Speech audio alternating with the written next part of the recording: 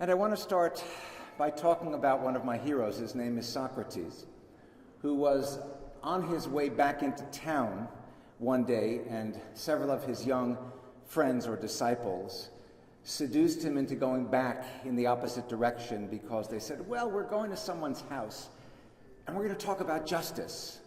So Socrates was ever the would-be seducer of young men's minds and willing to be seduced by them to go back and have a discussion about justice.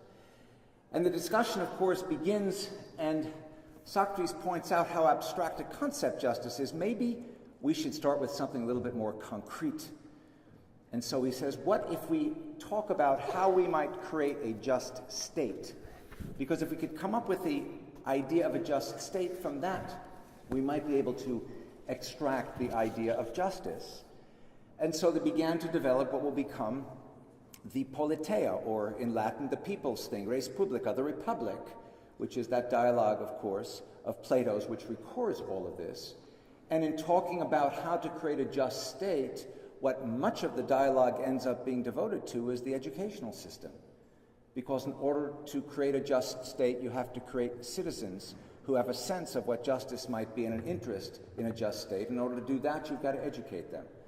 So the emphasis in that dialogue in the end is mostly about education and about how different people of different social and economic and intellectual backgrounds and types can and should all contribute to the state, led by a group that he refers to as the guardians, who are well educated and therefore able to lead.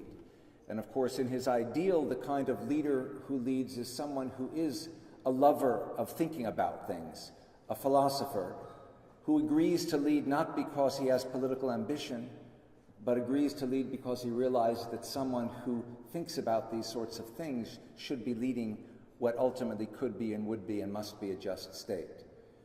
So education is very much the root of it for Socrates and for his disciple Plato. But Plato, in writing not only the Republic but the other dialogues that he writes, thinks in relatively narrow terms about the kind of population that might be best equipped to become well-educated and the guardians of a just state. It would be the population from which he comes, not even Hellenes, Greeks, but actually Athenians, and those who are not us, in Plato's mind, because they speak languages that we cannot understand, and that in fact to our ears, and he's thinking mainly at the time of Persian, to the Greek ear, Persian sounds like bar, bar, bar, bar, bar, bar, bar. And so the term, of course, that ends up being coined to refer to non-Greeks is barbaroi, from which, of course, we get the term barbarian, and the reason we get that term barbarian is because the implications of other than what we are is that they are less than we are, inferior to what we are. So as broad as Plato and Socrates' minds are with respect to the notion of a just state led by those who are well-educated in a well-designed educational program, at the same time it's a narrow vision because their vision is really confined to the Greek world and even less than that to the Athenian world of which they are part. Fethullah Gülen is someone who has been inspired very much by the thinking of Socrates and Plato, not just with respect to the matter of education or with respect to the discussion of justice, but with respect to a whole range of different issues and ideas, which as the fathers of Western philosophy, these gentlemen, of course, talk about. But Gülen is also influenced by others who offer a kind of broader sort of perspective, because Gülen, as much as he is a philosopher, is also a Sufi. He is a mystic. The goal of the mystic, and mysticism, you understand, is an intensified version, an intensified form of religion. The mystic believes that there is a hiddenmost, innermost recess to divinity that ordinary, everyday, garden variety religion just doesn't quite access. But the mystic believes it's possible to access that. And in a sense, what the mystic hopes to do, whether it is in the Jewish or the Christian or the Muslim tradition, within the Abrahamic families or other traditions and other religious traditions, what the mystic hopes to do is to be filled with godness. Now think about this.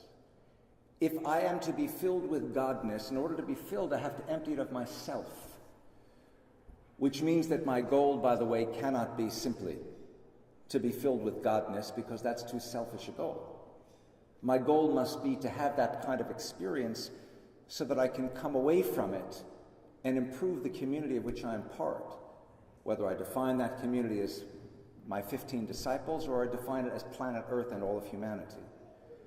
So a Sufi, a mystic, by definition has to think in selfless terms.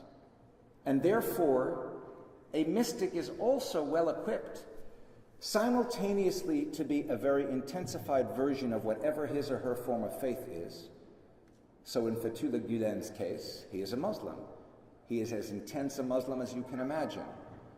But as a mystic, he also recognizes that to be insistent about my form of faith being the only proper form of faith is a function of my ego and myself.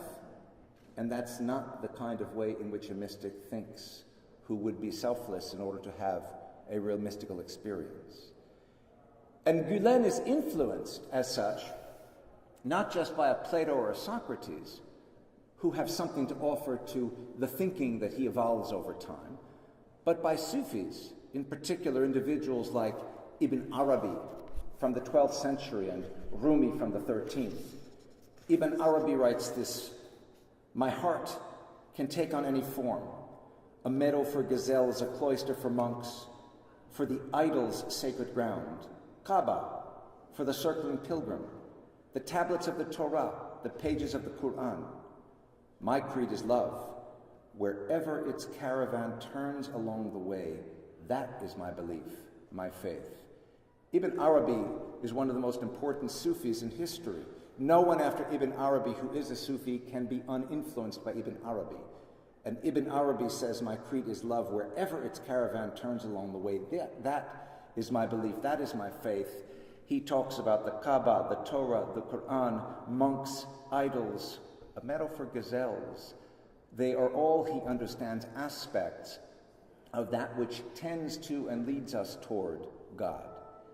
And one of the more important disciples indirectly of Ibn Arabi is, of course, Mevlana Rumi, Jalaluddin Rumi, the founder of a tariqa, of a Sufi order, that instead of engaging with the mysterion by way of a verbal beginning point, a verbal dhikr, uses, as you probably all know, a physical dhikr, a spinning process in which the Sufi, with one hand up and one hand down, becomes himself or herself a kind of connection between heaven and earth, spinning with such perfect equilibrium, eyes closed, that when those eyes open and the spinning stops, there isn't a scintilla of dizziness.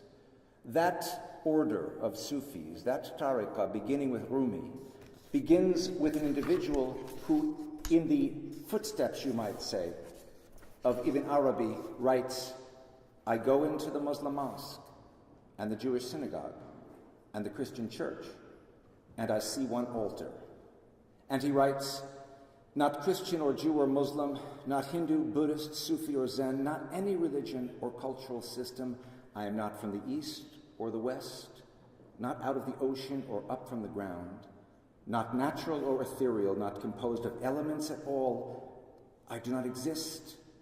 I'm not an entity in this world or the next, did not descend from Adam and Eve or any origin story. My place is placeless, a trace of the traceless. Neither body or soul, I belong to the beloved, have seen the two worlds as one and the one called to and know, first, last, outer, inner, only that breath-breathing human being."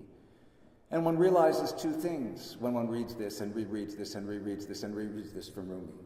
One, of course, is again the echoes one hears of Ibn Arabi's sentiments with respect to the non-denominationality of his thinking, the universalism of his thinking.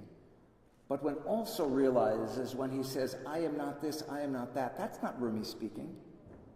That's the God within him that has so filled him that his own voice has been subverted by the voice of God itself, that reminds those who hear or read these words that there isn't one path to the one God, but an endless array of paths, just as there are an endless variety of beings that are part of the creation created by the Creator. So these are the kinds of inspirations that also filter in and fill out the kind of thinking that Fethullah Gulen engages over the course of his career, in writing, in teaching, in preaching, in inspiring love, inspiring selfless thinking, inspiring those who, if they would emulate what he wants them to emulate, don't think about themselves but think about others. The Turkish word is hizmet, as you all know. It means service. And so the movement that is called the Hizmet movement, inspired by Fethullah Gulen, of which organizations listed behind me are part, in effect. This movement is all about serving others. And the Hizmet movement, in particular, has focused on education as an instrument, as was said earlier this evening, for alleviating poverty, for getting rid of ignorance, for causing a kind of positive interaction from human to human that, if you start with children and continue with adults, leads in the direction that Socrates is trying to define justice, that Gulen speaks about again and again, which is to say justice and peace. That education is, of course, a key to how to accomplish this. What's interesting is that the education movement, as it were, that grows out of the Hizmet movement is very different in fundamental ways from the ways in which Socrates is recorded by Plato in the Republic of thinking about education. It's not just that the Hizmet movement thinks education in universal terms, so that you have schools by the thousands throughout the world that are governed, that are taught by, that are guided by individuals who are selfless. I have not been in every Hizmet school, trust me, I've been only in a handful. But what I find in each case is the same sort of pattern, which is you have teachers who don't come in at 8 and leave at 4. You have teachers who are there whenever their students need them. You have teachers who are not there because, when's my next paycheck? You have teachers who are there because they want to transform the minds of the students whom they encounter. Whether those teachers are in a school of 10 or 12-year-olds, or those teachers are in a university of 20 and 22-year-olds. So the Hizmet movement with respect to education is one all about Hizmet and not just about, well, the things that make education systems fail when they fail. So education is a process as it is understood by those who are inspired by Gulen, who is inspired by Rumi and Ibn Arabi, and not only by Socrates and Plato, to be treated in the broadest of senses, but with the same sort of goal that takes us back to Socrates and his thinking in the Republic, which is, how am I going to train, how can we train individuals to be guardians, to lead us, to be part of a world that is better, more filled with justice, more filled with peace, that is based on a comfort with interfaith and multicultural discussion and dialogue, the kind of conversations that are all about this evening, the kind of conversations that when Rumi writes, come, come, wherever you continuously repeats the phrase, become the light. This is a phrase that Gulen repeats again and again.